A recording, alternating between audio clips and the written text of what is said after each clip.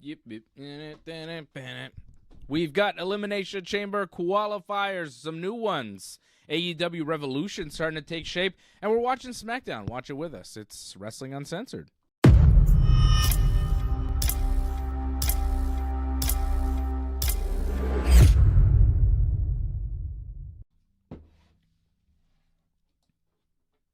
Indeed. Johnny North is here in the building. How's it going, Dave? It's going.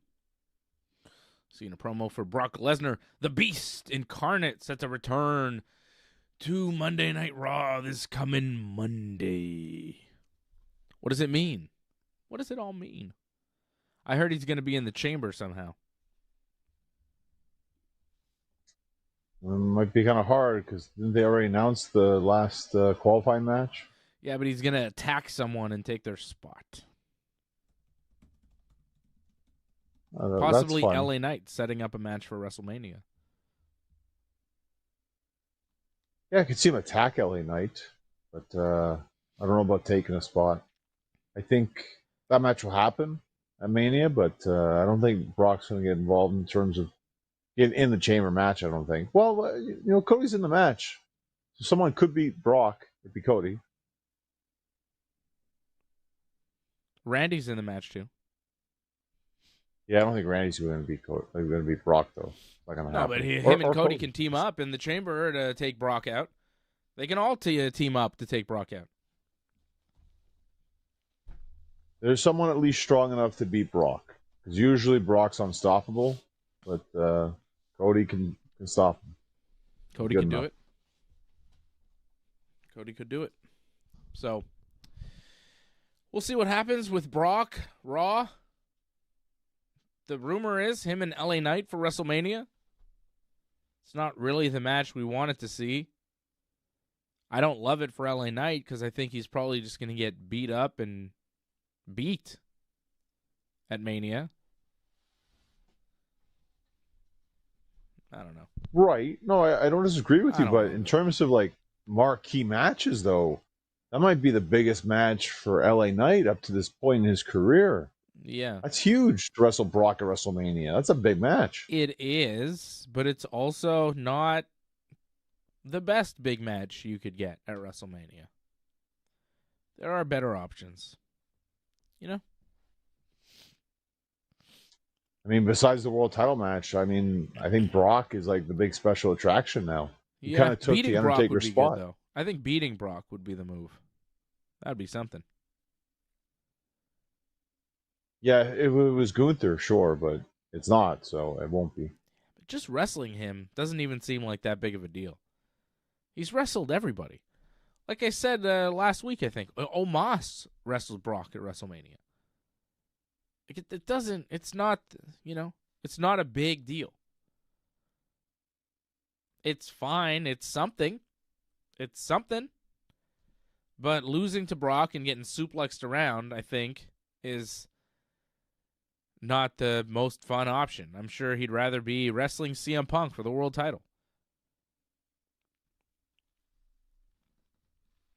Yeah, of course, because that's going to main event everything for WrestleMania, right? Of all the big nights, that's the big main event of all of them. So, of course, that's the biggest match. And if he's wrestling Brock, it might be, stuck somewhere in the mid-card of night one or something. Yeah. But still, that's a match people are probably going to remember because Brock is exciting to watch. And I'm sure just throwing LA Knight around, that's going to be exciting to see.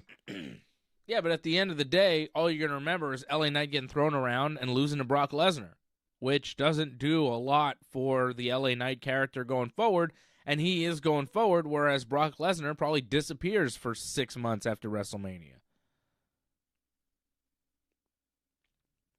Yeah, I expect LA Knight to get a bit in on that match. I don't think it's going to be just a complete Brock walking all over him. I think LA Knight will get a bit of offense and probably some moments where he could win the match.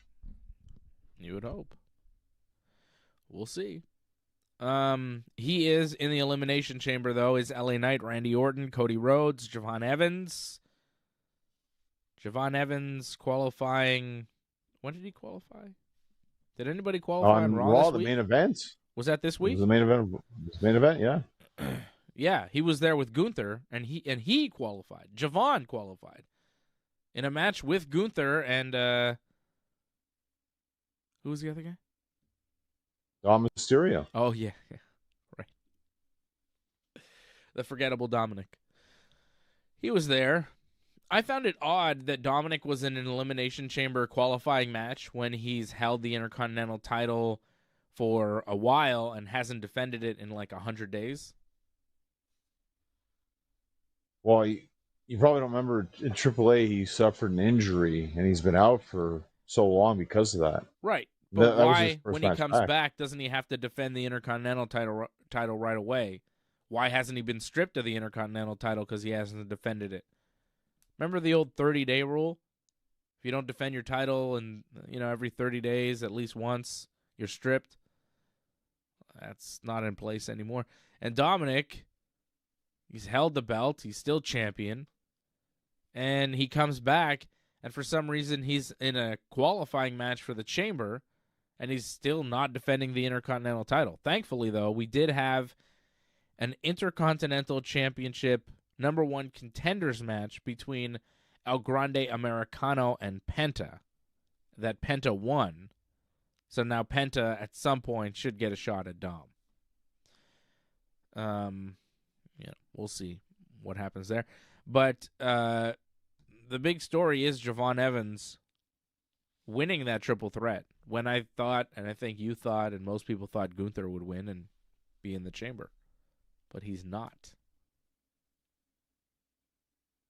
Well, we saw it tonight on SmackDown. Like, I think they have their set stars that they want in the Chamber matches, and then they're going to have a couple of new talents, or one or two new talent each in a Chamber match, and they pick those people that we saw in the Rumble. Like, they had impressive showings, and now they're being showcased in the Chamber as well.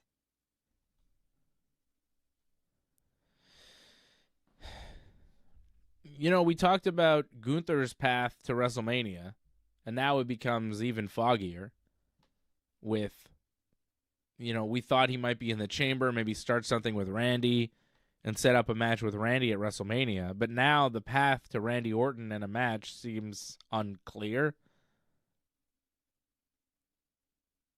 So yeah, it's foggy. Yeah, I had a thought during the match when Dragon Lee came out and attacked Gunther.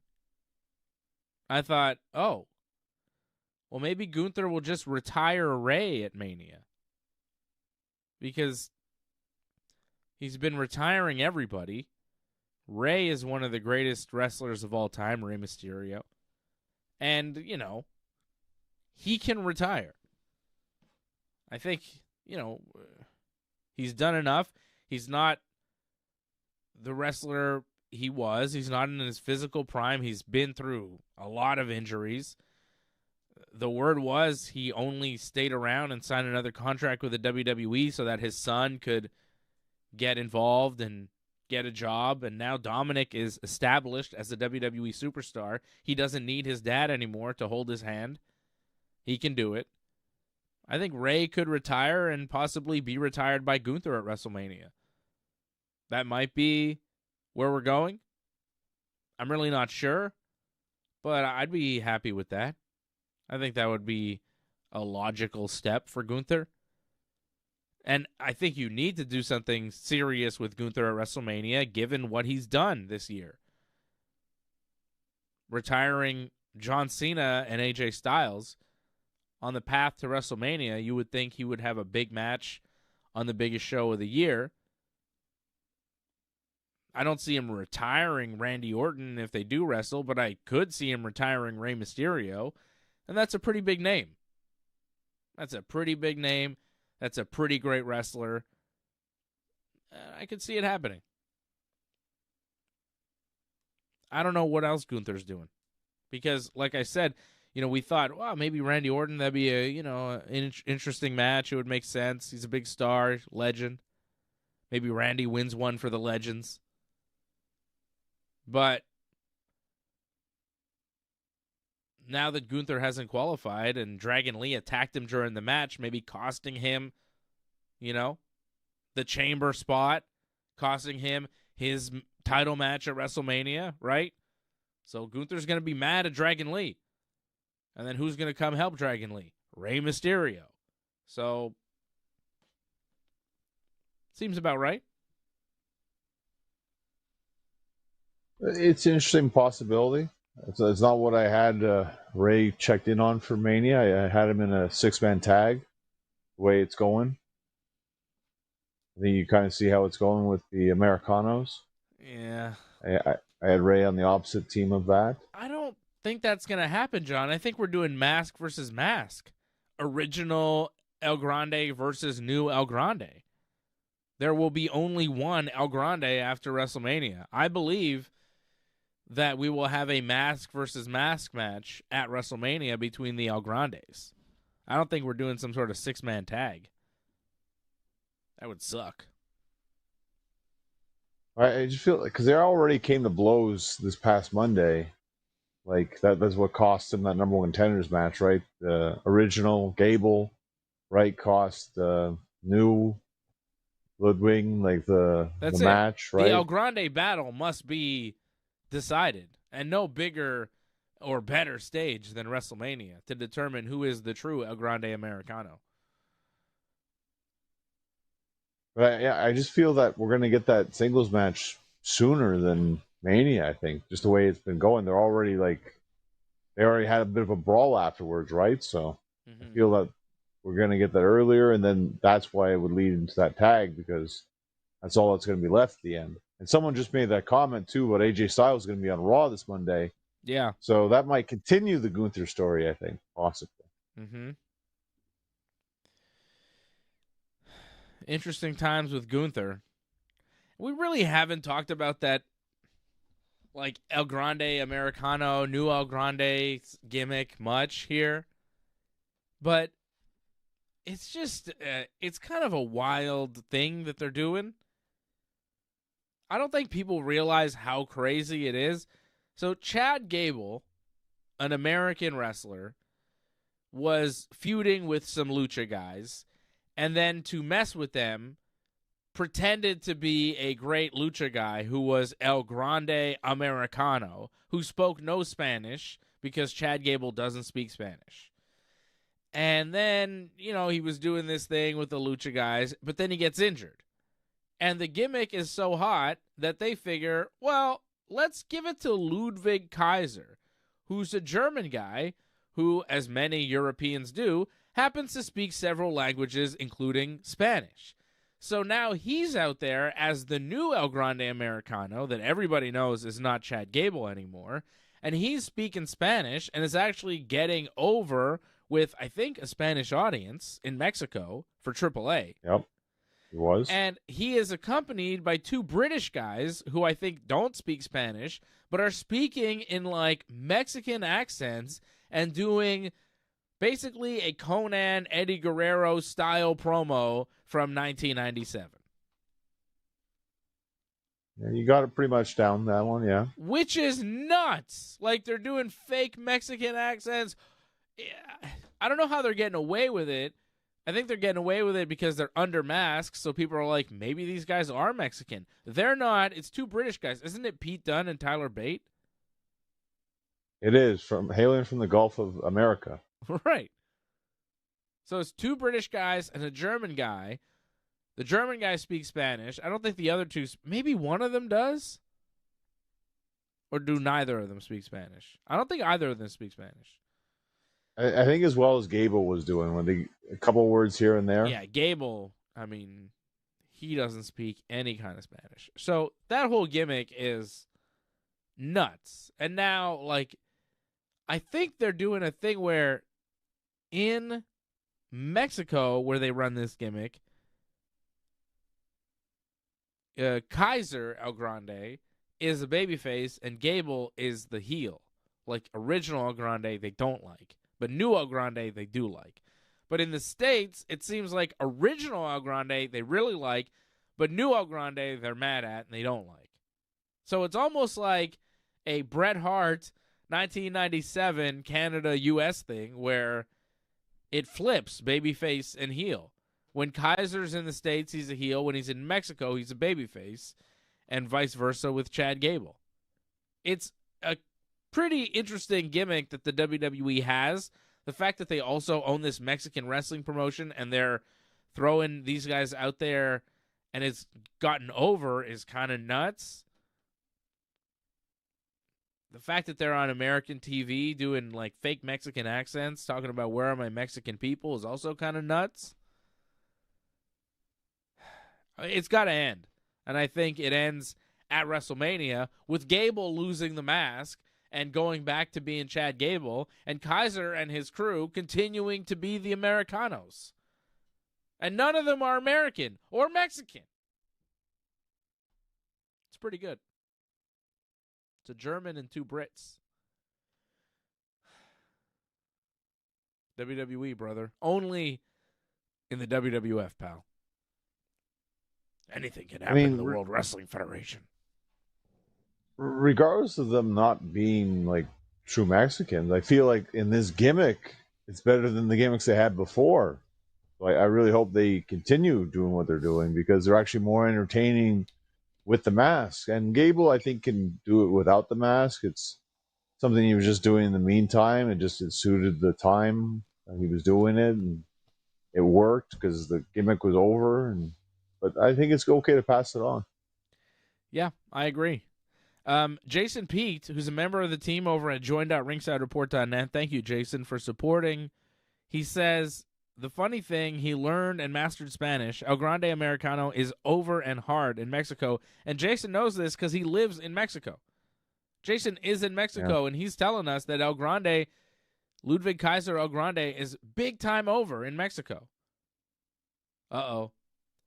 We've got some commotion here, John. It's an Elimination Chamber qualifier. Oh, no. No, it's not. No, it's not. It's not. Rhea Ripley Singles. versus Julia one-on-one. Sorry, brother. I got a little confused. It's Rhea Ripley versus Julia one-on-one, but it turned into a melee with Nia Jax and Lash Legends now attacking. Did I miss something? Well, just to clarify, Rhea's already in the chamber. Yeah. There was interference. This involved. was just a one-on-one between Rhea and Julia for some reason, right? It was supposed to be Io and Julia because I guess there was a bit of a conflict from the week prior. But for whatever reason, they switched it, and Rhea was put into the match. And I'm not surprised we get this non-finish because I didn't think they wanted either of them to lose. So that's why this happened. Plus, I believe Nia and Lash said that they're going to face, I think, Rhea and Io next week or something, or sometime soon they're going to be facing the belts. them. Okay, so they're just setting up a tag title match. Yeah. I see. Femi we're seeing now talking to The Miz backstage. Femi squashed Kit Wilson tonight. The promo before the match was longer than the match. Femi. Yeah, the poems is kind of awkward, but I feel Oba made something out of that by making him read it again. That kind of got over a little bit, I feel. Yeah. I like Kit Wilson. You don't, but I mean, he can talk. He can talk. It's good for him that he can talk. Yeah. Very good promo. Very entertaining, which is what I was saying about Pretty Deadly from the start. They were the most entertaining guys in the tag division. Hopefully, we can get Elton Prince back at some point, and we can get Pretty Deadly back together, and hopefully a title run with those tag belts. Broken neck. It's rough. Huh? Well, didn't Elton Prince break his neck? Yeah. Rough. Yeah. Trick Williams qualifying for the Elimination Chamber tonight, beating Damian Priest and Carmelo Hayes. So Trick Williams and Javon Evans both qualifying this week, joining Cody Rhodes, LA Knight, and Randy Orton. Bronson Reed, Jey Uso, and the original El Grande, Chad Gable, will be wrestling a triple threat on Raw coming up Monday to determine the final qualifier. I'm going to go with Big Bronson Reed in that one. You got to have somebody from the Vision in this match. Yeah, it makes Austin sense. Theory didn't win, you know? That's right. Yeah, no, it makes sense. And I expect Americano is going to cost the other Americano, Gable, the match too. Or Yeah. I don't even know if they really even need the costing, really. But it's a triple threat match, so chaos can happen. Yeah, I think Bronson Reed's going to win that one. I think you have to put Bronson Reed in the Elimination Chamber, given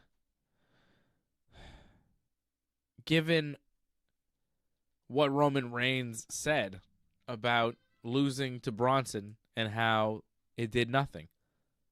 Look at him now. Wasn't that it wasn't a promo, right? It was in an interview. He was talking about losing to some guys.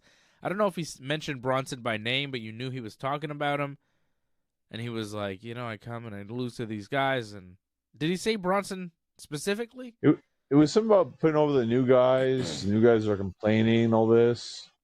And like but he he gave said them something the about creative, how he put over the new guys, and then what? What? Right. Where does it go? And he lost to Bronson Reed, and it was weird. It was surprising. Yeah. And where did it go? You got to do something with him. He's got to be in the Elimination Chamber at least. Why did he beat Roman Reigns? You got to put him in there.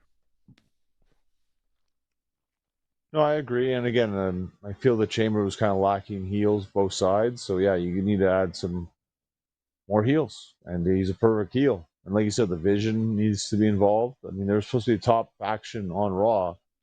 They need to be involved in this PLE in some capacity. And do you still see Cody Rhodes winning this thing and going up against Drew McIntyre at WrestleMania? Yeah, I got that. But because Aldis said that he'd make it up to Jacob somehow, I still think it's going to be a triple threat match. Yeah. So. Yeah, Jacob Fatu and Cody Rhodes, they were doing a promo, and Jacob wanted to fight Drew McIntyre, and Drew was banned from or kicked out of the arena or whatever. Or Nick Aldis said he's not there, and then Drew appeared from a luxury box, and he had a microphone. He's like, I bought tickets. I love SmackDown so much that I spent my own money for all these seats. And I'm like, but how'd you get the microphone? And why did they turn it on? Like, they try to act like he's not supposed to be on the show, but it's like if I bought tickets, even if I bought a whole box, they wouldn't give me a microphone and let me just talk. It's not how it works. So, that was dumb. But, whatever. It's wrestling. Drew said some things, and then Nick Aldis was like, okay, Jacob, let's talk. I'll, make a deal with you. So Jacob is not in the chamber, but maybe he finds his way in a triple threat there with Drew and Cody at WrestleMania. Do you see the report that Drew apparently went, over Triple H's head and went directly to The Rock complaining about his creative? And then he became WWE champion and is probably now going to main event WrestleMania? Night 1. Well, there's that. There's also Cody actually suggested, too, just to change it up, that he wanted Drew to win because it's better for him to chase the title than defend the title going into WrestleMania. And I kind of agree with that because this has been going on far too long. This is why you need Jacob in that match. You can't sell me another Cody versus Drew match. It's too much. It's been going on for more than half a year now. Got to change it. Yeah. No, we need Jacob Fatu in that match, I think. I think you really do, because otherwise it's Cody Drew at WrestleMania, which as a match, I don't even think can main event night 1. I don't think it gets people excited enough where you go, oh, yeah, that's a main event of a show. I really don't. I think if it's a triple threat, it can definitely main event. I'm still debating, though, yeah. because I not put together, I put like a mock card together pretty much, like of what WrestleMania could potentially be for night one. And I feel it's either that or Stephanie versus Liv. And I think the three ways in terms of like name value is bigger, but maybe because Liv's going to get that moment, I think maybe that should be the end, possibly. Liv? Yeah, I mean, you got to give people opportunities here. I mean, is it always Cody? You know? Well, but like Liv getting the moment, she's a heel. I don't see a heel winning in the end being like a good moment to close out a show. No, I completely agree with you, but it's not like that anymore. You know it's not like that anymore. Think about it. Anytime anyone wins a title now, it's all you deserved it. The next time they come out, even if they're a baby heel, baby, it doesn't matter. Then people are being bad at heel work. If right? Like if Gunther wins a belt, that's not going to be the reaction. It's not. If Gunther beats CM Punk, people wouldn't be like, you deserve it. They'd be like, boo, we hate you. We can't believe you beat Punk. You suck. People hate Gunther, man. We like him, but a lot of wrestling fans, you see the reactions he gets. He is hated. He's a good heel. They've done a good job of making him a heel, but he's also done a good job of being a heel. Yeah, no, I completely agree with you. If you're getting cheered as a heel, you're not a good heel. And they always say, like, being a heel is the easiest thing in wrestling. It's easier than being a babyface. Way easier to be hated than be liked, right? That's what they say. It's way easier to get somebody to hate you than to like you. That's not wrong. However, you have many people in the wrestling business that can't figure out how to be legit heels where people actually hate them. Hard to do, I guess, because people understand that you're a heel and you're just doing your job, and if you're a good heel, but people have found ways to be hated. Well, did Liv do a good job being hated by crying in her promo? Which was what the absolutely hell? That was ridiculous. a horrible promo. Stephanie Vaquer said a bunch of stuff that you couldn't understand. Dominic Mysterio was like whispering it to Liv. We didn't understand what he was saying. I mean, I speak a bit of Spanish, but not that much. Not as, she used to slow it down. It was fast, too. Right. Huh? It was kind of fast the way it was going. And it was too fast for me is what I'm saying. I mean, I picked up a few words, but I was like, I don't know half the stuff that she's saying right now. And it was a long promo. She kept talking to Liv, and then Liv's like crying, and she just walks away. I guess we're supposed to feel bad for Liv because Stephanie like bullied her in Spanish. It was weird and bad. It was very, very bad. I don't know, man. There was a lot of stuff on Raw that was not good. I mean, the fact that they have something called a creative team is a joke because they have zero creativity. CM Punk comes out on the show, cuts a promo about how,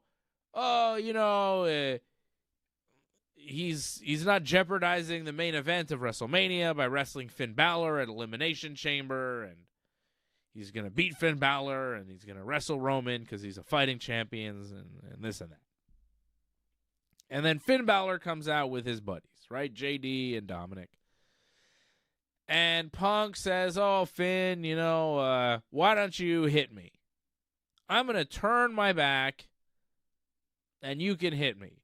But if you do, just know that you may be jeopardizing Elimination Chamber because you may hurt me and I might not be able to go. And so here you go, Finn.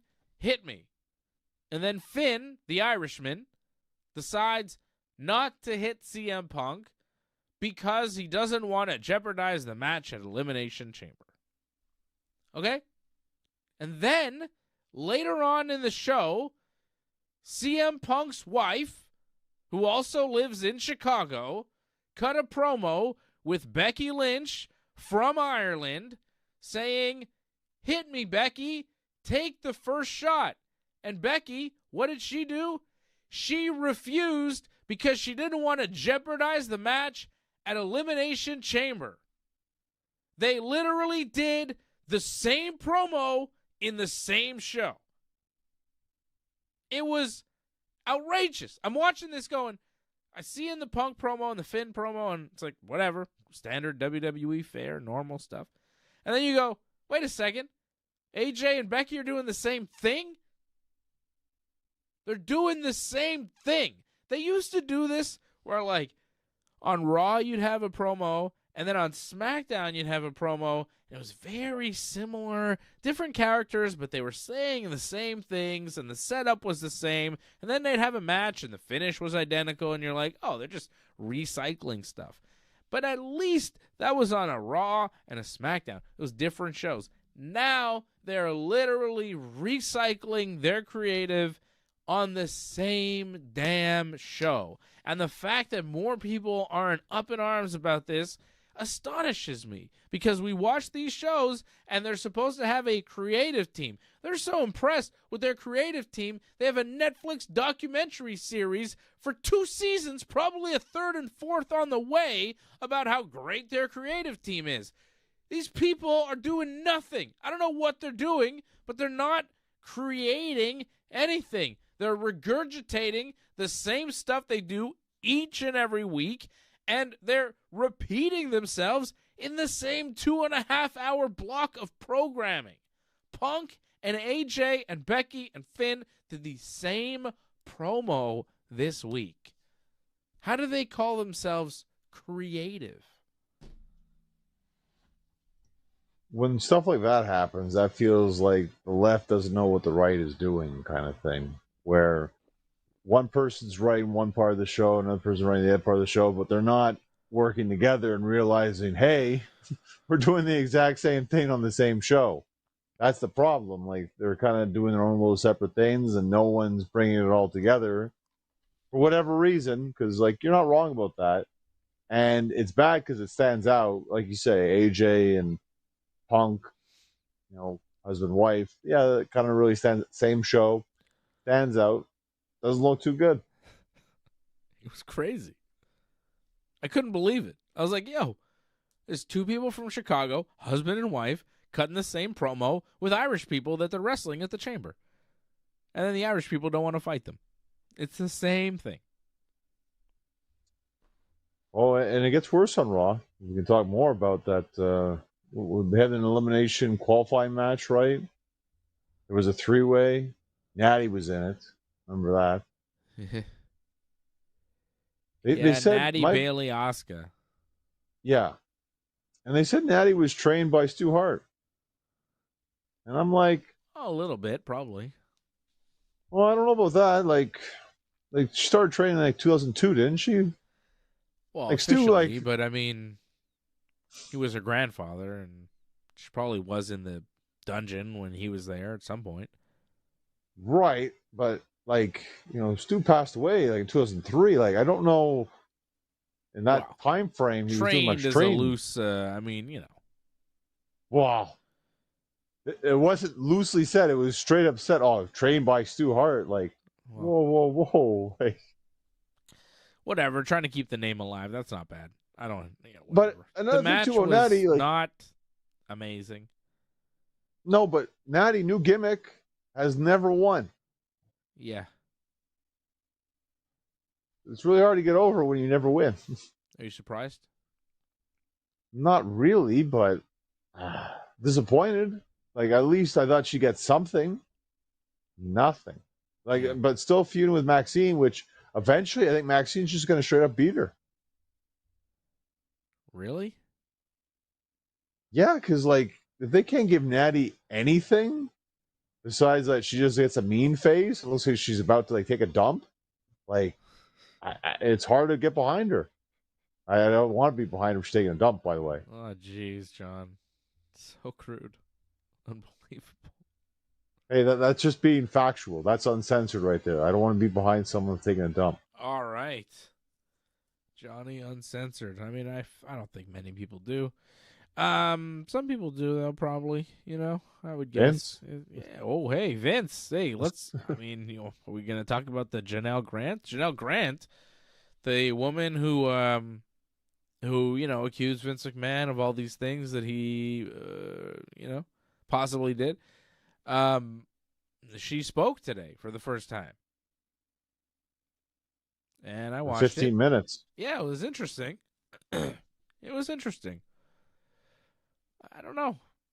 I'm not sure what to make of it. She said a lot of stuff. Didn't give a lot of details, No, but a couple of things stood out. Spoke in kind of big, kind of vague terms. Well, you could tell because, I don't think she can say a lot of things right now. But yeah, that's it. Some things she said,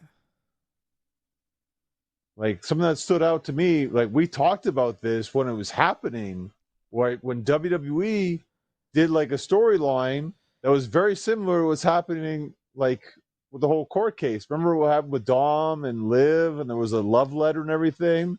Yes. And I was saying to you, hey, this is oddly familiar. And then you're like, wait a minute. Yeah, this is clearly. Yeah, they were trying to make Dom the victim of this woman, Liv Morgan, who was aggressively coming on to him and sending him lewd pictures, and then Dom was showing them to the Judgment Day. You remember that? Yes. That was crazy. That was during all that stuff. And it was like the WWE was saying, Vince is the victim. And trying she talked to about paint that. The picture. Yeah, she talked about that. So that was interesting. So she noticed too.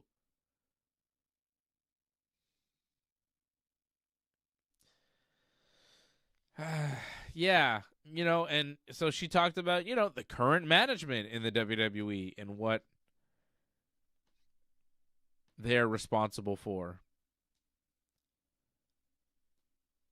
Well, they wanted her to write something or say something, right? To say that it was consensual, right? Yes.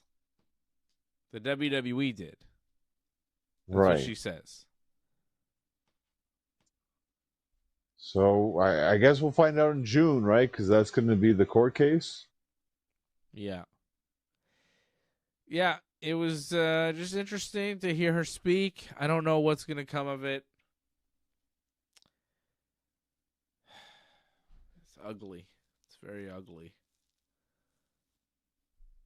But yeah,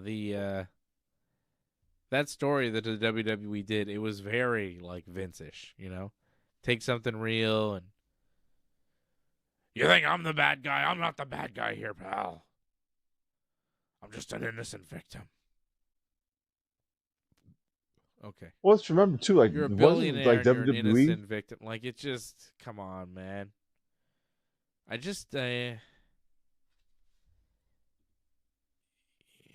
not too surprised WWE did that though, because weren't they sued in this as well? Not just Vince. Yeah, I think so. This could be bad for the WWE, but then again,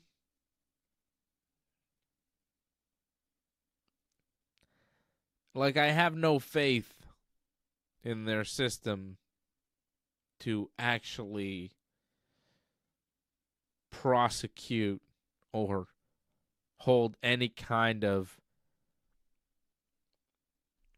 criminals of that nature responsible. Because it seems pretty clear that if you are a billionaire in America, you can get away with everything. So I don't really have a lot of faith that anything will actually happen to Vince. Because, we're seeing Epstein files drop constantly, and you're like, yo, why is no one being held accountable for that? So, Vince is not going to be. It's just, it's all broken, man. I just don't believe that anything will happen. I think those people with that type of money can get away with anything. And until we, the rest of us, decide to do something about it, because there's more of us than there are of them, they're going to keep doing it. Well, you bring up, I think the biggest point of it all is that money, Vince has it, and she said she doesn't really have much of anything. So when you don't have money to fight back, it's going to make your life a lot harder, I think, in the court of law, I think. It appears as though when you have enough money to buy and sell people, sometimes you buy and sell people.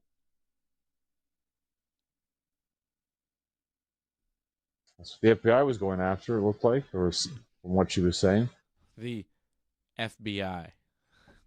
I mean, at this point, get fucking Nunzio out there and it'd be more efficient than what they got.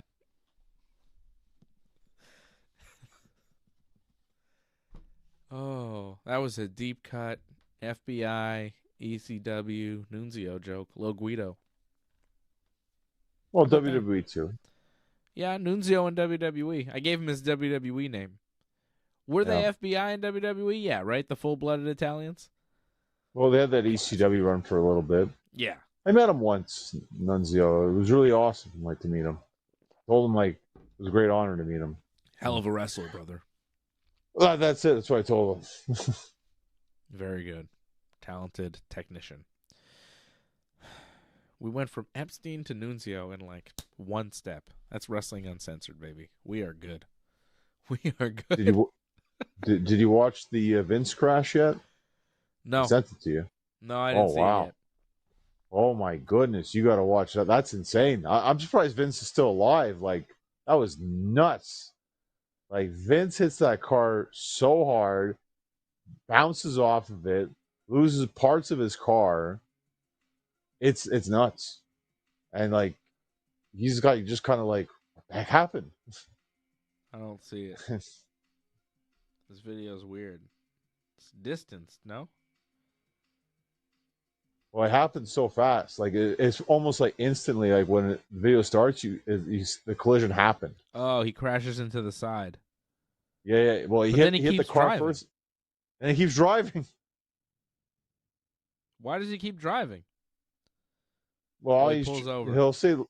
He'll say later he's trying to get to his granddaughter's birthday. Hey, pal. Well, I heard Vince drives like a maniac. Well, we now have video proof of that. Yeah, I've heard that from people that know him and,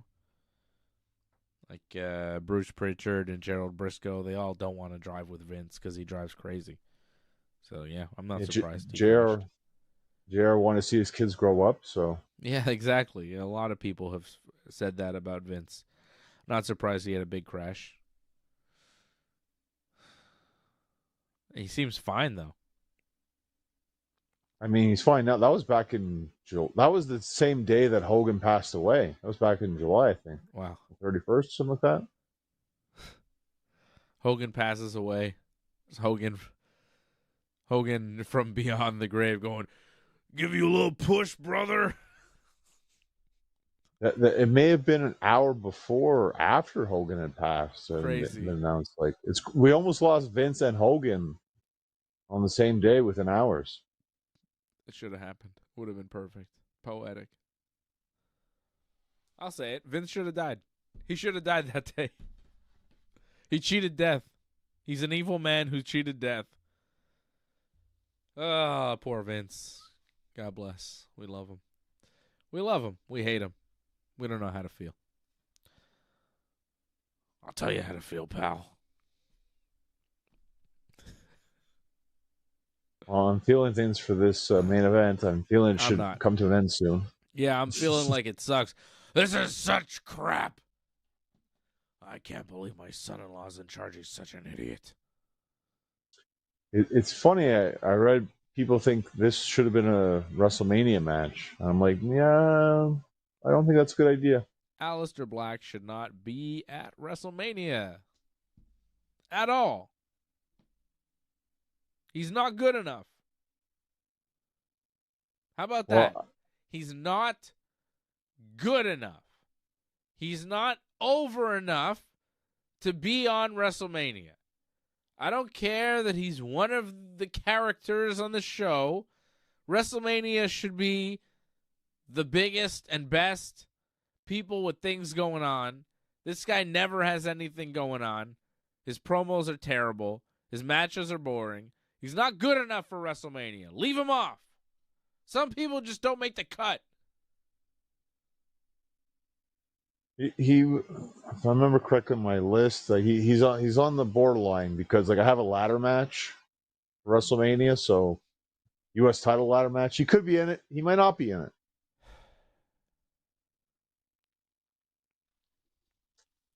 I don't know how many people would be involved in that ladder match. I don't need it at all.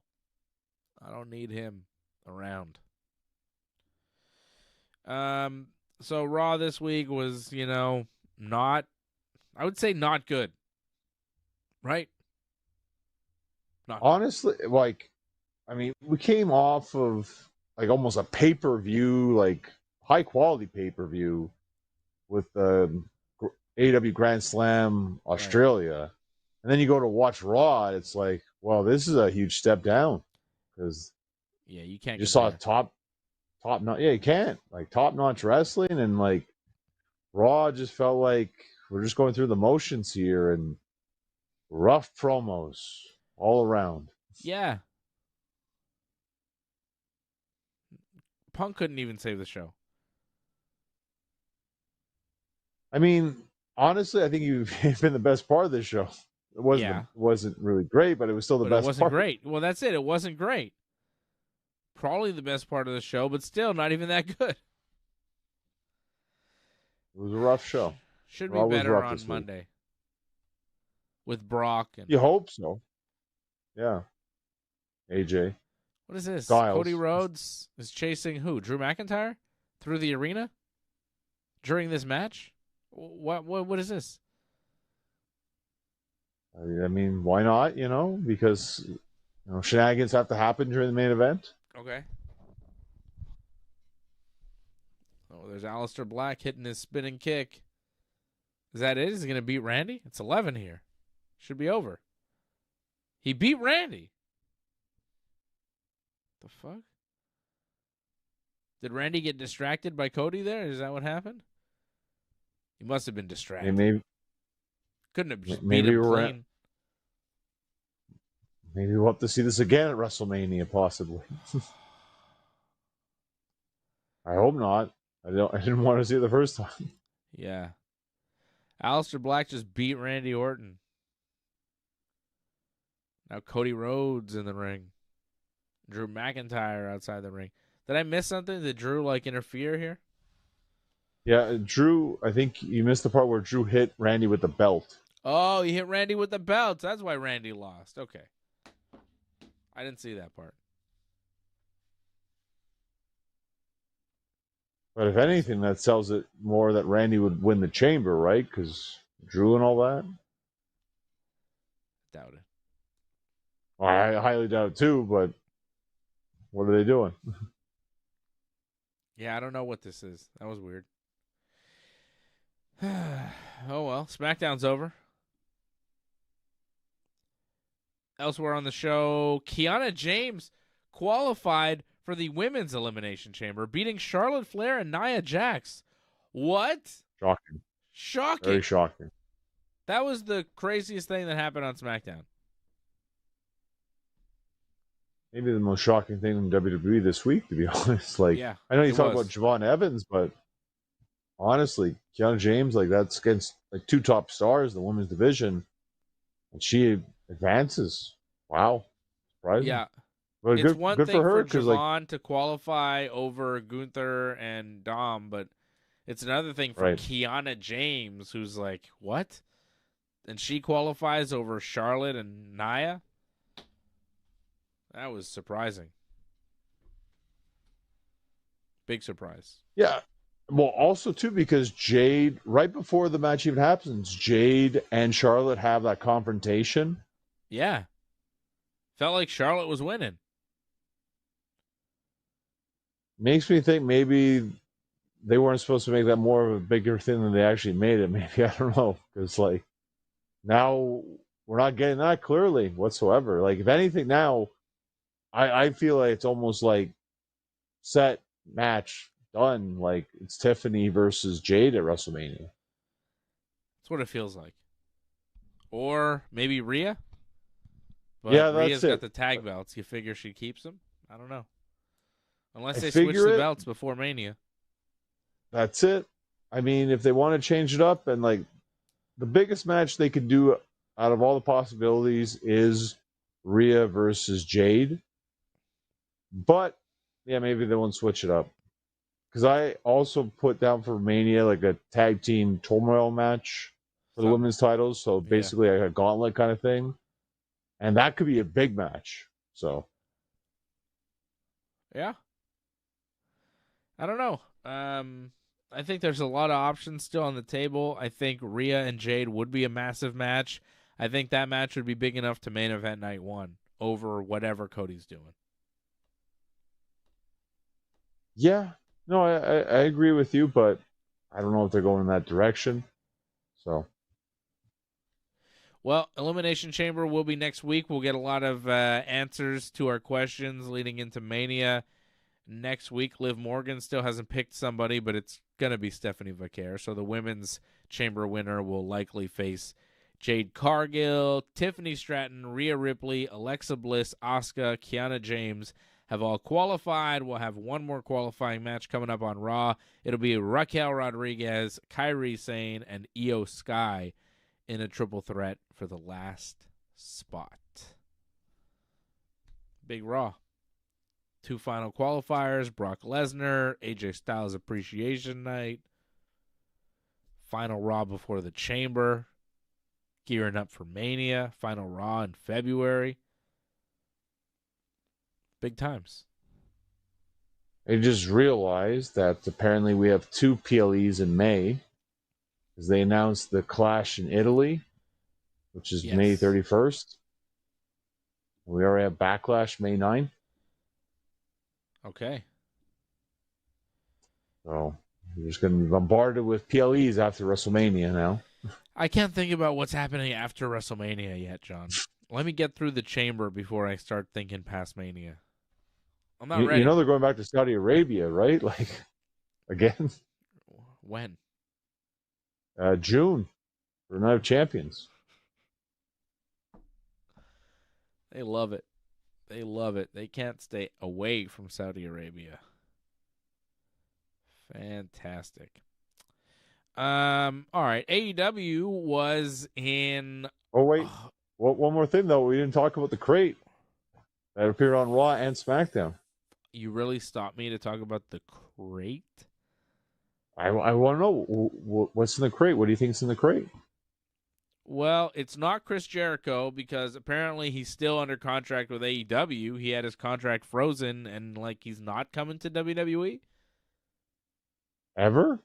Well, that seems hard to believe. Well, not now. I mean, he can't. Okay. He can't be the man in the crate.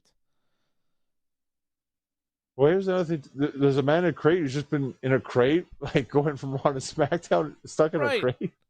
It's literally human trafficking. Can we not do that on TV now? What are we doing? Why are we carrying people around in a crate? They should be dead by now. Unless they're magic. Unless they're evil. So it's going to be Kane, I guess, or something like that, or? Well, I think it could be one of two people. And I don't think it's going to be Kane. I think it could be 2 people that are evil. One guy is very evil, and the other guy, everything is evil. So 2 guys that are supposed to be headed to the WWE at some point soon are Danhausen, who is very nice but also very evil, and Evil from New Japan. There were a lot of rumors that he was headed to WWE. So I think he could come in with some sort of weird supernatural gimmick where he's in a crate and he's evil. Everything is evil. And Danhausen, too, because he's like a weird gimmick. I think he could pop out and be like, I'm Danhausen, you know? And you're like, oh, yeah, he survived Right. in the crate because he's like a weird thing. So I think it's one of those guys, honestly. I think that would be fun, too. I'm hoping it's one of those guys. I think they would freshen up the WWE a little bit. Throw Evil in there, throw Danhausen in there. I'd be happy to see those guys. If it's not those guys, I really have no idea. Danhausen is like a common pick. A lot of people saying Danhausen. I could also see it being Evil. But I would bet, if I were to bet, I would bet it's Danhausen. Really? Wow. I would think more towards Evil, actually, because Danhausen, like, I agree with you. It kind of fits with the gimmick, but I see him more like NXT at first. I feel Evil, you could put him right on the main roster right away, because to me, he's got more of a main event kind of feel to him. Or Danhausen, that's more NXT, I find. I don't know. Danhausen was like doing stuff with Conan O'Brien. He went mainstream. You put him on the main roster, they might want to do stuff with him. I think if you put him on NXT, he gets a little lost, and I think you want to elevate him where he's seen by the right people, you know? Danhausen's like a Hollywood project, I think. Interesting. Okay. Yeah. Danhausen What cartoon. about... You know what I mean? They do something. The Danhausen movie. So not Bad Bunny, potentially? In the crate? Yeah. No, because Isn't no he one would supposed to be at believe that Bad WrestleMania? Bunny's just been sitting in a crate. We know he's been elsewhere. But he's supposed to be at Mania, so... I don't think it's going to be Bad Bunny. I do like the idea of Bad Bunny Logan Paul at WrestleMania. I think it makes a lot of sense. I think it would get a lot of eyeballs on WrestleMania. Just, people hearing that Logan Paul versus Bad Bunny is a match that's going to happen. I think it's cool. I don't know how the match will go. I think if they rehearse it enough, they could pull it off. So, if that's the deal, I think good. I hope that's the match. I really don't know what else Bad Bunny would do. I think him and Logan Paul is a cool, big celebrity match, and a different kind of celebrity match where you don't have a real wrestler. It's just two celebrities going at it. Could be a mess. Could be passable. Either way, I think it's a good idea. I think as long as they practice it enough, I think they'll be fine. Logan's shown that in the past. Bad Bunny's shown that in the past. As long as they put in the work, I think they should be able to have a decent match at least. Yes, but if things go off the rails a little bit, there's nobody in there to fix it.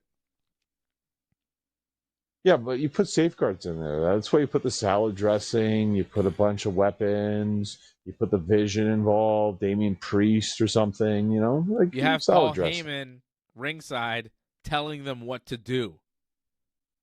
There you go. I mean, just in case, just put Heyman there with Logan, and he can just talk them through it. That could work, and have a good ref. Safeguards is right, John. You are correct. Safeguards is how you do it. Good ref. You get Charles Robinson there. You get Heyman ringside. You have him practice it. You have Triple H watch them do it the day of and the day before. You know what I mean? Like, you pay attention. You make sure nobody gets embarrassed, and you make it happen. And a lot of people will watch because they're two big stars, especially Bad Bunny. Massive. If they can get him for WrestleMania, huge. I wouldn't be surprised if they've already at least had talks about going over the match already. So, yeah, I think it's a match that makes a lot of sense for WrestleMania. And, you know, we'll keep watching what's going on. WrestleMania. Next week on the show, we'll preview the Elimination Chamber. AEW, they've got their next big show, Revolution. They had a big show in Australia last weekend. Very good show. Solid. Just top tremendous to bottom. presentation. Yeah, It really looked good. amazing. The set. Got a lot of people there too. Like it looked very impressive. And start to finish, like you just had top quality matches. Yeah. Moxley and Takeshita went to a time limit draw. Babes of Wrath defending their tag titles. They were big time over, of course. Harley Cameron from Australia. The Australians were very over. My favorite match was the ladder match. Yeah, Kyle Fletcher, of course, very over. That match with Mark Briscoe was very good. Very good. MJF and Brody King was really good. I think my favorite match was Andrade and Hangman. I like that one. I thought it was good, but again, like the ladder match just had a lot more to it, obviously. There was a lot of blood involved and a lot of just chaos with the ladders. They had some tables. There's just more to it. And, Yeah. I know Andrade and Hangman had a good match. I like the whole spot with the fan, like kisses Andrade and then Hangman steals the photo. That was a nice little spot they did. But again, the ladder match I thought was just more violent. I thought the finish was good. You know, where Andrade attempted to cheat, but Hangman blocked him and hit the low blow, and then he hit the buckshot. Yeah, that was good. It was a good finish. Made sense. Protected Andrade, too. And then it set up Hangman versus MJF for Revolution for the AEW World title. Which, you know, they did a promo this week on Dynamite. They did. Pretty intense promo. Pretty good promo. And the end of it was Hangman wants it to be Texas Death, and he's willing to never challenge for the AEW World title for the rest of his career if he does not win. And now MJF has a week to decide whether he wants to accept those terms. Yeah. The Cody stipulation. The Cody stipulation. And Cody lost that match and then wasn't able to challenge for the AEW World title anymore. He never won. Because of MJF. Yeah, it was because of MJF, right? It was. Yeah. I mean, is Hangman leaving AEW? What's the story? I don't think so. I mean, he's still the trio champion. I believe he's defending it tomorrow. Yeah, well, the last trios champion left and went to the WWE, and then just, you know, I mean, it was pretty much like, oh, he's going to WWE. Isn't he trios champion? Yeah. Drops the belt, and then next week he's in WWE. Is that what's happening with Hangman? Did I miss something? Is it WWE getting Hangman? Because that would be big for them, because Hangman is amazing. And it would be a massive loss for AEW. I think it might be AEW just showing that they could make that stipulation work. Like with Cody, it kind of held him back in a sense, or he was kind of stuck. With Hangman, I feel like they have a plan with this. Also, it's to kind of throw that little wrench in there where it's like, well, you don't think Hangman's going to win, so let's throw this little stipulation on there where it's like, well, he better win, because then that's it for title shots. Yeah, he better win. Like, if they're doing it, because it's not official, because MJF has to, like, agree next week for some reason. I don't know what that is. But if they are doing it, like, he's got to win, because to just have Hangman excluded from the AEW World title picture is just dumb. It'd be like saying, well, Seth Rollins now is never allowed to challenge for the WWE title or the world title. No more. It's like, well, why not? He should. Like, I understand as long as that person is champion, because I feel like that stipulation has been done, and it works to success. Like, as long as MJF is champion, you can't challenge him again. Yeah, But that's not what they're saying. Long term, like forever, ever. So that's kind of rough. I don't like it. Hangman better win. Well, again, we'll see what happens. I feel like they threw that whole MJF has to decide because I don't think they're 100% sure that this is the way they want to go with it yet. So why bring it up? So you have to tune in next week to Dynamite to find out what happens. Okay. Kenny and Swerve had an incredible match. Of all the matches that happened this week, that was my favorite. Like, I still like the ladder match more, but that was very. I mean, easily it was the best match on Dynamite. Yeah, but I thought it was the best match of the week. It was pretty damn fantastic. I think Meltzer agrees with me. I think didn't Meltzer give it like 5 1/3 or 5 1/4 or something? He gave it over 5 stars. He loves Kenny, but I got to give Kenny like a lot of credit too, because like amazing. He just was so fast in that match. It's just incredible, like his pacing in that match. Like he was just always on the go with that. And Swerve's a fast guy, but Kenny made it seem like he's got to keep up with him. And that was very impressive because Kenny doesn't wrestle that much. So it's really interesting to see how Kenny, like, people feel like, oh, he lost a step. To me, if like he lost a step, like that's kind of scary because he looks so fast in that match. I think Kenny has maybe lost a half step, but he was so far ahead of the game that it doesn't even matter. The only blimp in that match was like he almost slipped off the barricade. He did slip off, really but then he jumped right back on. Yeah, but that's it. Like he made that slip work because that can happen. You can slip, and it still worked out fine. That match was damn near perfect. Big spots, big bumps.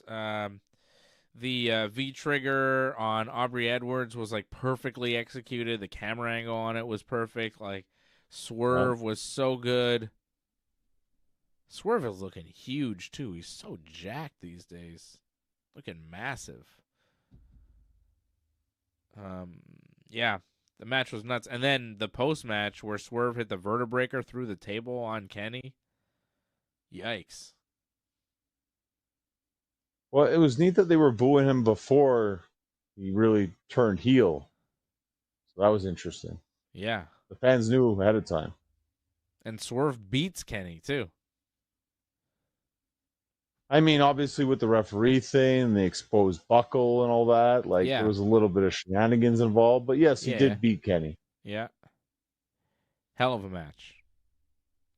Hell of a match to close Dynamite this week. The rest of the show was all right. But it was really about Kenny and Swerve. I didn't mind that 4-way that they had, actually, for the TBS championship. Yeah. I believe it was Willow against Megan Bain, against Marina, against Mina. Yeah. That was fine. Yeah, that was an interesting match. You see that kind of arrangement in terms of like the verses, like you don't usually see that kind of thing. It almost felt like almost like a tag, but not a tag. And then it turned into a traditional 4-way when it all fell apart with the whole Megan and Marina team. It was interesting to see how that went down. It felt like a big match, too. It was a lot of, like, established stars in AEW. A lot of titles have been bouncing around. You thought, Willow, maybe she drops the TBS title here. She doesn't. She holds on. She wins the belt, or, retains the belt, wins the match. But, it was good. Like Megan Bain, Marina Shafir, Mina Shirakawa, Willow Nightingale. They've all been well established now as legit players in AEW, and you could have seen any of them walk away with that TBS title, which I think says a lot about, the evolution of the booking of the women's division in AEW. They've done a lot better job of elevating talent across the board, men and women. A lot better job of making more people believable. And I think that match was a very good example of it. It felt like a pay-per-view match. It felt special, without question. And they're just expanding it more now. Now they're getting Thunder Rosa back. And she's going to be facing, not yet, but eventually they're going to build her up to face the new AEW Women's Champion, Tekla. Yeah. So they're building to new stuff here. It's like the build is actually getting better in terms of, like, sometimes they just have matches for the sake of having matches, but they're actually building towards stuff in a far better way now. Yeah. AEW right now has a ton of momentum. Yeah, I think that's fair to say. Oh, I mean that Grand Slam show was fantastic, and that Yes. now they're gonna have a pay-per-view coming up. It's like it gets you more excited for what's coming up with AEW. The consistency of their shows has been a real selling point for me. They have become a far more consistent product in the past even 6 months. 6 months to a year, they've really improved their booking. The match quality has always been there, but now they're making it mean more. They're making more stars. They're doing very good things. The promos have been very good. They've cut out a lot of the, I want to say, like, only works on the indies type stuff. Like, they've cut out a lot of the guys where you go, how is he on TV? And pretty much everybody you see on TV now is, like, looking like a wrestler, wrestling reasonably well to excellently, You're not seeing any of these kind of garbage talents on TV where you're like, who is this? Why are they here?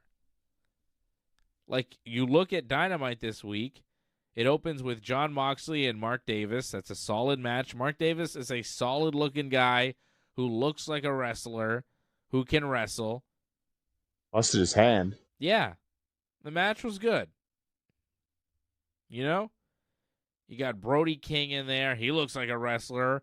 Willow, Megan, Marina, Mina, they're all legit. Like, there's no, I don't want to mention any names, but, we had a lot of people in AEW for a long time that we saw regularly, and you're like, these are jabronis. These people shouldn't be on TV. You've got MJF. You've got Hangman Page. You've got Pac. You've got Claudio Castagnoli. You've got the now bald Wheeler Yuta, who was shaved bald by Orange Cassidy and Tony Storm in that tag match at Grand Slam with Marina. I guess you still have. That was a good match. I was surprised how good that match was. It was actually pretty good. Tony Storm was in it, John. And she took a pile driver outside the ring from Wheeler Yuta. I was shocked how much Wheeler attacked Tony. There's a lot of man-on-woman violence in that match, mostly Wheeler to Tony. If I'm not mistaken, I think she gave Wheeler her finish in the end. Mm-hmm. Yeah, made up for it. Storm Zero. Yeah. Yep, and then they shaved him bald. I really enjoyed that Wheeler was trying to leave, and then he didn't want to get his head shaved, and then Moxley comes out, and he's like, no, you have to go back. Go get your head shaved. So then that was the thing that made him do it. That whole segment was excellent. The match was good. The post-match stuff was entertaining and fun. Toni Storm. Everything she touches turns to gold. Again, her and Mina should be tag champions. I don't know why they haven't done that yet, but it should happen. At some point, I think it'll happen. There is one thing, though, in AEW that kind of upsets me. It happens in WWE, too, but more so in AEW is the whole, I'm going to punch you, and then I'm going to run off the ropes like almost right away. Like, I just feel like that looks so bad. And they do it so much in AEW, I find. Yeah. And it doesn't make a lot of sense. Like, sometimes you can make it make sense, but the way they do it in AEW, because they do it so damn fast, it just looks like you're running away from somebody who's right in front of you. Like, why are you doing that? I will say that there are still some people in AEW where you're like, what? Like when Hook gets to cut a backstage promo as the new leader of the Ops. And I'm here recruiting. And I know about recruiting. I was recruited by all the top schools because I was really good. I was excellent. He doesn't tell you what he was good at. It was lacrosse. I thought he was going to say eating potato chips, but okay. No, he was a college lacrosse player. He doesn't mention that. Doesn't sound that lacrosse badass. Lacrosse is a good sport, actually. Yeah, but it doesn't really kind of mesh with this attitude and this character he's trying to portray. Like he was maybe wrestling. He wasn't wrestling. He was playing lacrosse. Little Tyler, whose dad worked for the WWE, was playing lacrosse. So forgive me if I don't really buy the whole badass gimmick. Tyler from the streets, the mean streets of Long Island, New York, where he lived in a nice home with his mother and father. His father, who made a very good living, working for the WWE as a commentator. Wasn't on the road, once a week he had to go on the road, but, he was mostly there for his child. Growing up, making a good living for the WWE and helping him get into the wrestling business. And little Tyler was playing lacrosse. But now we're supposed to believe he's big and bad from the streets. It's real scary. Scary. Little Tyler. Oh, he's Hook now. Hook. Captain Hook Tyler. I don't believe you, Tyler. I don't believe him. I believe he's going to have a big match, though, for Double or Nothing, because it's going to be in Queens, as they announced. Queens, New York. So, yeah. He's like Dominic Mysterio, who's, not in on the joke. That's who he is.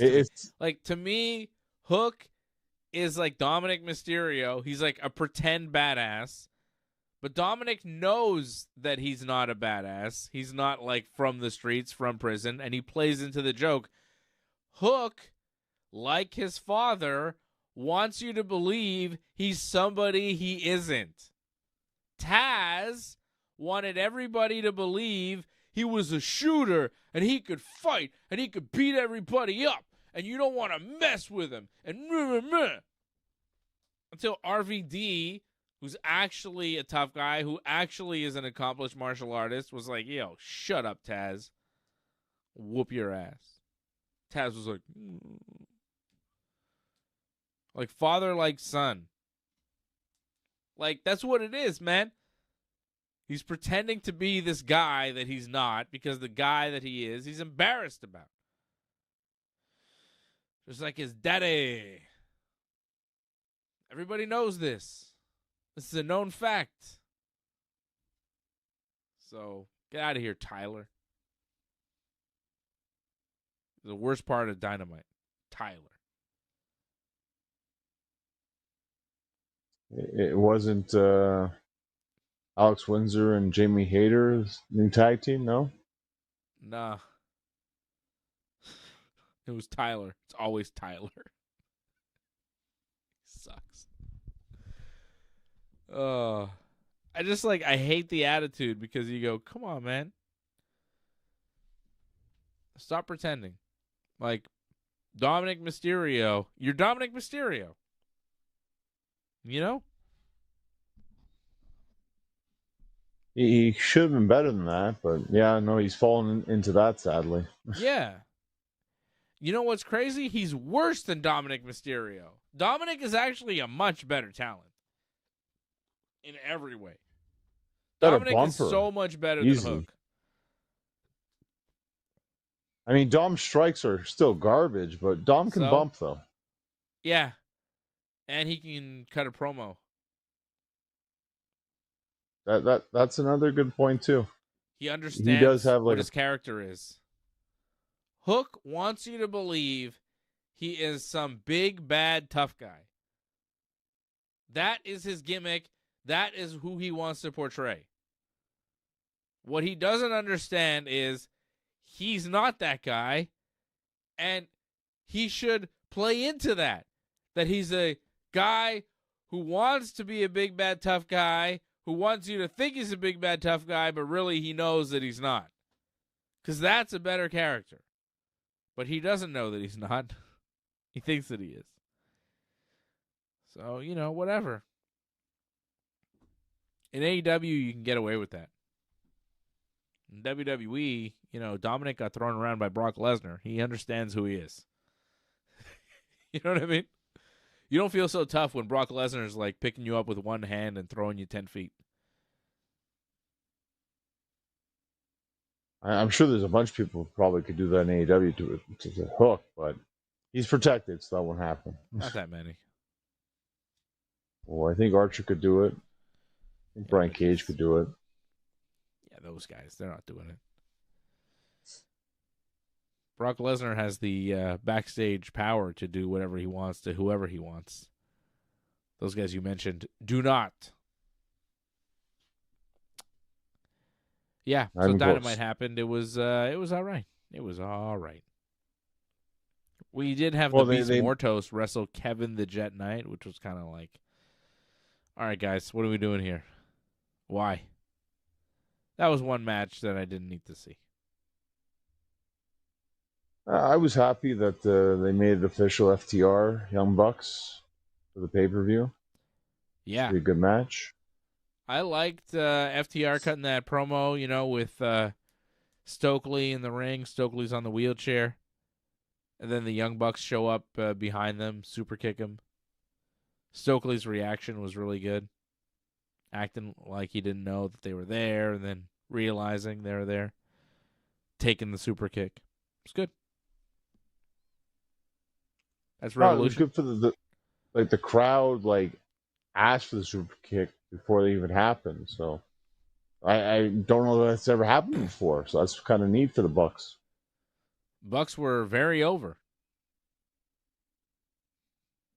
Well, they were in Florida, right? California. Pretty much over in Florida. Sacramento. California? Well, they're even more over there than probably. So yeah, well, they're from California, sense. So yeah, I think they're very over there. Yeah, I think they're over there. Jacksonville, they were there a long time too, so I would think Florida as well. Yeah. Bucks are over in a lot of places. Yeah, well, as they should be. They're one of the best tag teams in the world. And, Sacramento, Northern California. The Bucks are from Southern California, and AEW Revolution will be in Southern California, in Los Angeles, March the 15th. The Young Bucks challenging for those AEW World Tag Team titles against the FTR. Seems like a good time to give the Bucks the belt, no? In LA? I feel like FTR is going to retain. Because it just seems like it for sure Bucks are going to win, right? That's where I feel like no, they're not going to win. It seems like the AEW thing to do.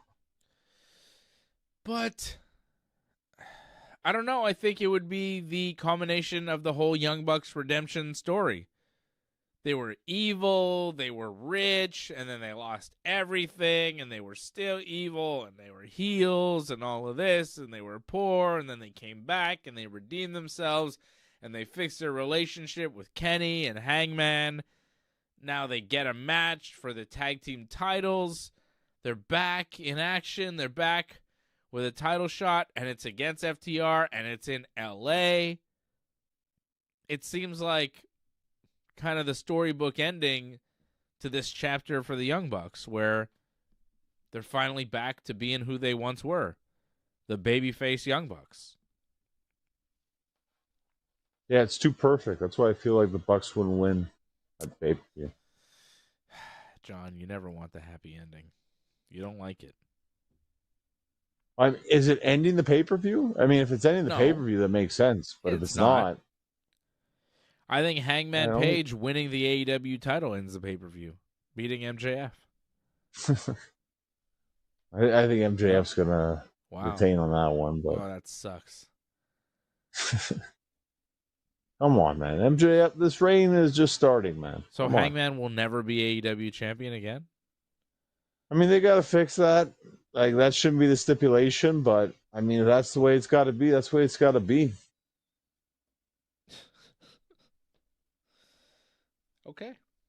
Okay. And the other match that they've announced for AEW Revolution will be a Continental Championship match. Jon Moxley versus Konosuke Takeshita with no time limit. Their last match went to a time limit draw, so this one will be no time limit. There must be a winner. So it's going to be 30 minutes long this time? Over, probably. I mean, we're getting, 8 matches, and one match is going to be over 30 minutes long? Are you kidding me? Like, I don't think that's going to happen. That's too much. This is AEW, where the best wrestle for 6 hours. Hopefully just 5. It's the best show. It's just, it takes too long. It takes too long to sit through. On a Sunday night. Oh, brother. On a Sunday morning. Johnny North, Ronda Rousey is coming back to MMA, former WWE champion, former WrestleMania main eventer. We talked about it last night on Ringside Report MMA. It's a big deal for Netflix. Big deal for MMA, I think. For you guys are doing a watch long, you guys said last night. Yeah, probably. It'll be a big big fight. We also saw that Cyborg Chris Cyborg will be boxing against Clarissa Shields on the co-main event of that show. That news breaking this evening. So, yeah. Pretty cool. So this is going to be a mixed event then. It's not just MMA. You're going to get MMA and boxing and potentially maybe just wrestling maybe? I guess this is a Jake Paul thing, right? I think this is going to be yeah, it's Jake Paul. But the word is it'll be a boxing match. So usually, I'm just looking back on past Jake Paul pay-per-views. It was under the same umbrella, but basic idea is that it wasn't always just boxing, wasn't it? Sometimes it'd be a little bit different here and there. Yeah. I'm trying to see if I'm trying to see if this deal is actually official. Or if it's just more rumors, speculation. Yeah. I think right now it's just a rumor, but it feels like it's going to happen. I don't know. Well, they probably want it to happen. I mean, that'd be great for them. MMA is reporting it. I don't know how legit this is. I don't know. But they're saying it's a boxing match. What is Upfront MMA? Well, then it would also bring in the question, so is this just going to be an all-females Cyborg event, seems to be confirming it. Okay. Yeah, but, didn't McGregor, confirm something and then delete that confirm post afterwards, too? So. I don't know. Weird times. What do you think about Ronda coming back? Would you rather see her in WWE or MMA? I'd actually rather see. Well, I mean, I think it's good for Ronda to come back for that one fight because she really wanted to do this, apparently. So that's good for her that she wanted to do that. She's been training for it, so make it worth it. But I'd rather see her come back and wrestle in AEW because I thought she had a very good showing there, and I feel Wasn't like that Ring her of and Honor? Marina could. Yeah, Technically? I mean, sure, but whatever. I mean, it's basically the same thing. So, but I feel her and Marina, like, she could definitely do something with her, either teaming or against each other. I think that would be very interesting to watch. Yeah. I don't know. Seems like I she's done feel with wrestling. WWE. There's a lot of hostility. I think with wrestling, like AEW, I think the door is always open for her if she wanted it, and if it Yeah. worked out. I mean, think about it. Like, doesn't she live like in California? Yeah. So I mean, she could always show up at that pay-per-view. No, Revolution. Seems unlikely with, a big fight going on that she would also start doing wrestling at the same time. Like, go back to wrestling and MMA all at the same show time. up. She'd be like That's 2 just months showing out. up. I doubt it. You're dreaming. Well, I dream big, man. But I'd rather see her go back to AEW. I feel like in WWE, I don't think she was well liked there. I don't think she liked being there. So I think go where you'd be liked and you can make good money. Yeah, I don't disagree. I think I would like to see her in AEW. I don't feel like AEW is going to pay for that. And I don't think she's that interested in doing it. Yeah, I think that's the main thing. It's like, does she want to do it? I think Tony Khan would easily take her right away. Yeah, I think he would. I'm just not sure. I don't know. I don't see it happening. John, we're just about done. You sent me a mean tweet today after the Yankees lost they did. the first spring training game. Like I don't care that they lost today, John. It doesn't matter. I mean, count it. Most of the team wasn't playing. Like Aaron Judge didn't play. If Judge isn't in the lineup, it doesn't count. So, what, isn't like your best player now, Jazz? Like, didn't he play? Why would he be the best player? Well, he said he's going to be the next 50-50 guy, isn't he? That's what he said. His words. Do it. Do it. Do it. Let's see you do it. But, like, I really like that you were talking shit about the Yankees losing the first game in spring training. Like, dude, doesn't matter. It's practice. It's a practice game. Angelo's in the chat. Preseason doesn't count. Exactly. What are you talking about? Like, I was just happy to see them play baseball, See guys in the Yankee uniform. I saw Jazz Chisholm. I saw Austin Wells. I saw Caballero. I saw Ahmed Rosario, like a few of the guys from the real team, but most of the guys were just, minor leaguers, whatever. Guys trying to make the team, different guys. Like, it wasn't a real team there. So, yeah, they lost. Pete Alonso for the Orioles hit a 2-run homer, and they won. The Orioles won 2-0. I will say the one thing I didn't like was the Yankees struck out 13 times in the game, which, if you follow the team closely, you know that they strike out a lot, which is a problem. And, of course, it's not the real Yankees. It's not the Major League Yankees, but it is, the Yankees organization. These guys are players in the Yankees system, and they're all striking out a lot. It's an abnormal amount of strikeouts in one game. Like, we know that that's got to change. We know there's got to be better pitch selection. We know that there's got to be fewer strikeouts.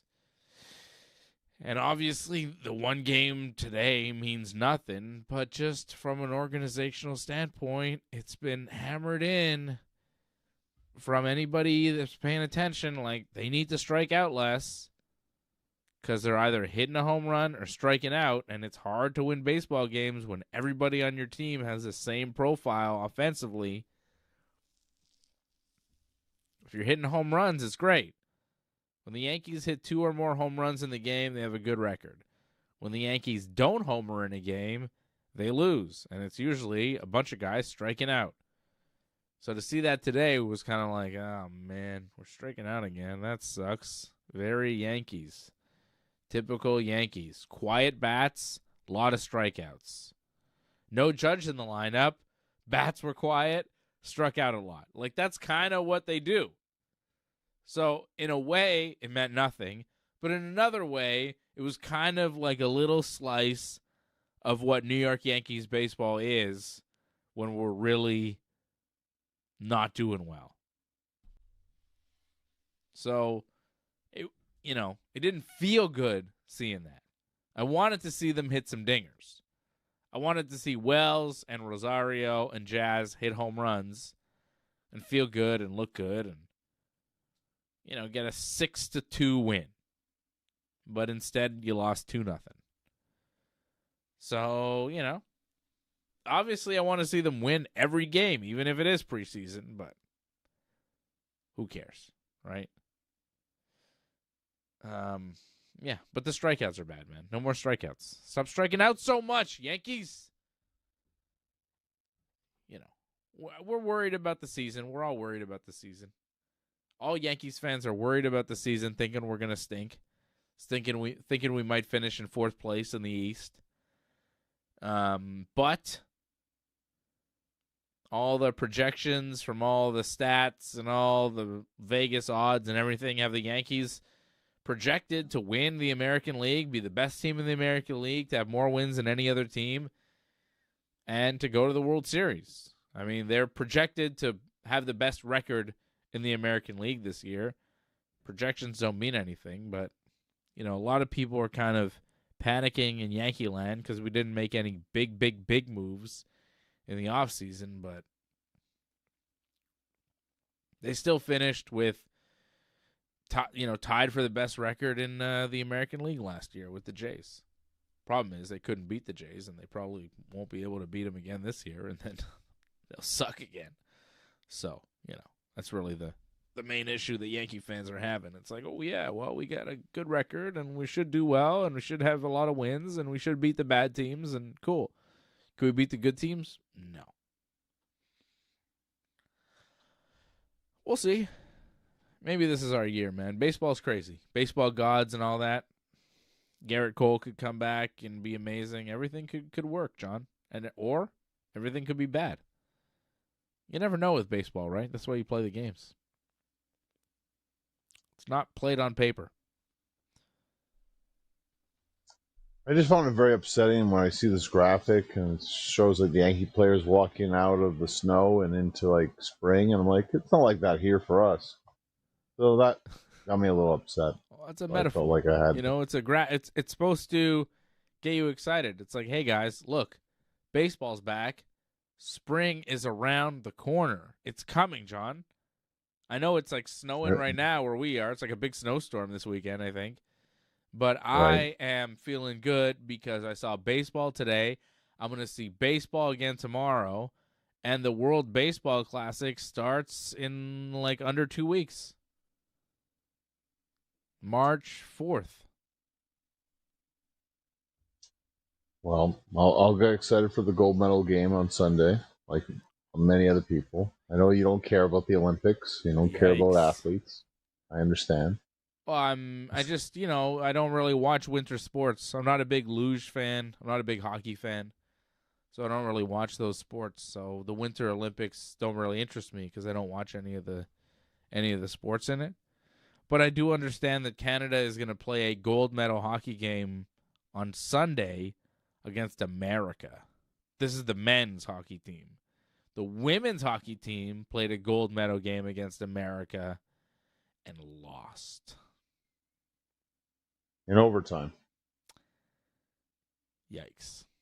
So if Canada loses to America again in another gold medal hockey game, that would be a major embarrassment. People in this country will act like we lost a war, even though it's just a hockey game and it doesn't really mean anything. But people here will lose their minds if Canada loses to America in hockey again. Americans will, basically not care if they win. But if Canada loses, Canadians everywhere will be devastated and enter a period of mourning. But if Canada wins, Canadians everywhere will be very, very excited. And I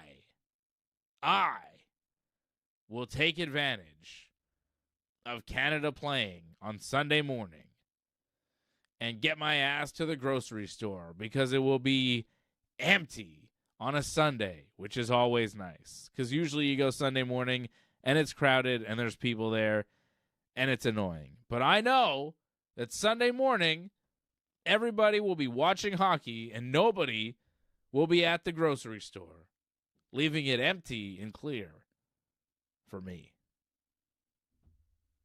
Perfect. They open at 8 a.m., the grocery stores. I'm pretty sure that's when the game starts. It's like really right in my sweet spot. You just got to hope not enough people call in sick that they can actually open the store. Oh, they're going to open the store, brother. They got to. Can't close a grocery store. It's impossible. I saw a bunch of people said that they're off work for this period of time. At 10:30, they're off work because the game's on. So yeah, work's off. Real productive. Good job. Good job. Yeah, I don't know. Angelo doesn't think that America is going to beat Canada again. I hope not. That would be pretty embarrassing for Canada, right? I'd rather Canada wins because I am Canadian, technically. But technically, I won't be watching it or anything. I live here, but I'm born here. You were born here, yeah. I was born here. I live here, so technically I am Canadian, but I don't drink beer or watch hockey. So am I Canadian? I don't know. No, you still are. There's a lot of Canadians that aren't hockey fans. It happens. But I don't like winter skating. I've never skied or snowboarded in my life. I don't like any of that stuff. So, I'm Canadian, but, I'm not, typical Canadian. I don't watch hockey, none of that stuff. I'm not interested. I like baseball, professional wrestling, mixed martial arts, cool shit like that. Well, nothing wrong with that. That's fine. Yeah. Still can be Canadian that way, too. Yeah, I know, but people make me feel like I'm not that Canadian. I don't even like Tim Hortons coffee. You know what I'm saying? I feel like you like maple syrup, don't you? I think I prefer the fake syrup even. Okay. Well, yeah, whatever. I do prefer. I know I prefer the fake syrup. I prefer I have the standard whatever, just sugar syrup. And when we have pancakes or whatever, I have that. The rest of them, they have maple syrup. I'm like, nah, give me the fake stuff. I prefer the fake stuff, which people see as sacrilegious here in Canada. We're especially Quebec is the maple syrup capital of the world. But I'm good. I like maple, I like maple butter. I like those little cones. You know, the little cones with the maple stuff in it? Yes. I love those. I like maple stuff. But maple syrup, I'm not super into. I like it; it's good, but if I had a choice, I think I'm picking the other syrup, the fake syrup. It's bad, I know. Well, I know you like smoked meat, so there you go. You got something there. I do like smoked meat and bagels, but that's not Canadian. That's more Montreal. I like Montreal food. Hey, it's part of Canada. It's fine. I like the babka at Cheski's. My favorite. Johnny, I don't know if you would eat it, but the chocolate babka at Cheski's is maybe the most delicious thing that you could eat in this whole city. I don't think there's anything better. I don't think there's a better piece of food in the entire city of Montreal than the Cheski's babka. All right? Oh, I had some really good pizzagetti in Montreal, so I don't know about that. No, I'm telling you, the babka is better. I think it is the best food item that exists. Because you eat it and you go, how is this so good? How is this possible? How are they doing this? How did they get so much chocolate in here? What are they doing? Oh, it's so good. I haven't had it in like at least a month or two. I need more babka. I haven't had babka since December, I think. It's like February here. Can I get some babka? Babka me! They don't deliver. You got to go all the way. Sunday morning, maybe. Sunday morning, babka. Nobody's going to be at Cheski's. Everybody's going to be watching the hockey. No, nobody at Cheski's. Everybody watching hockey. Although, are those guys watching hockey? Those guys are watching hockey, I think. Do Cheski's watch hockey? You have to find out Sunday morning. We'll find out. I got to call my friend Russell. Yeah, Russell, I have a question. Angela wants to know what's a babka. Babka is it's like a cake. It's like a little cake. You get the little chocolate babka at this place called Cheski's. It's the best. I highly recommend it, Angelo. Get the babka. Chocolate babka. Sounds very sweet, though. I don't know. It doesn't sound that sweet. It's perfect. It's perfect. I'm telling you. Oh, my God. Wish I had some right now. I would eat 2 babka right now. Give me a cinnamon. Give me a chocolate. Give me both. Give me one of each.